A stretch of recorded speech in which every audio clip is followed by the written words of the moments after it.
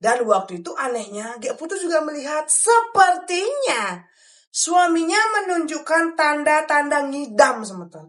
Suaminya sering muntah, suaminya juga tidak bisa mencium bau masakan, dan ketika itu fix Gek Putu yakin kalau dia hamil dan suaminya lah yang memang sedang ngidam. Dan Gek Putu pun pergi ke bidan untuk mengecek sendiri. Dan ternyata memang benar, teman-teman.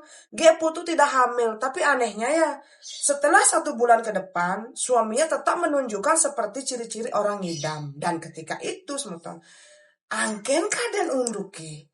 Hari makin hari ya, Gek Putu merasa makin jatuh cinta, makin kelepak-kelepak kepada suaminya. Dan anehnya, teman-teman, apapun itu pete-pete yang diucapkan oleh bibir suaminya, seakan-akan selalu dipercaya oleh Gek Putu. Dan waktu itu Gek Putu juga merasa kenapa ya, cintanya kepada suaminya itu seperti menggelora membabi buta, seakan-akan tidak bisa dibendung, teman-teman. Waktu pun berlalu, teman-teman, Gek Putu pun merasa makin jatuh cinta kepada suaminya, dan dia berpikir mungkin dia sedang puber kedua, sehingga dia merasa jatuh cinta lagi dan lagi kepada suaminya. Sampai suatu ketika, teman-teman, Gek Putu bermimpi ya, dia melihat suaminya sedang menikah dengan dirinya sendiri di dalam mimpi.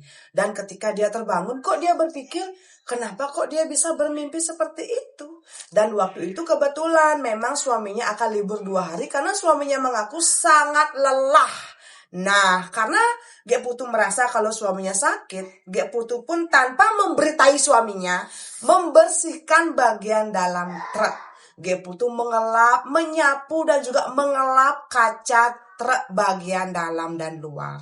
Ini truk keempat, teman-teman, yang memang dibawa oleh suaminya. Tapi anehnya, teman-teman, ketika Gek Putu membersihkan bagian bawah jok depan truk, Gek Putu kan mengebengkan bagian bawah. Kok di bagian bawah itu ada parfum, sabun, sikat gigi, dan juga ada K yang belakangnya M. Tahu kan K depan belakang M apa? Dan di sana ada berbagai pilihan rasa, ukuran, dan juga teman-teman, ketika Gek Putu melihat bukti ini, dia langsung puluh ke tai-tai ke puluh. Pokoknya Gek Putu langsung kerauhan.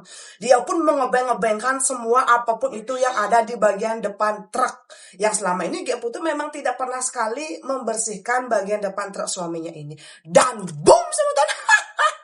Ketika Gek Putu mengebeng-ngebengkan semuanya ya, dia melihat ada banyak sekali K yang belakangnya M yang sudah pernah dipakai, yang di tengahnya itu ada Yakult putihnya. Itu tuh benar-benar berserakan.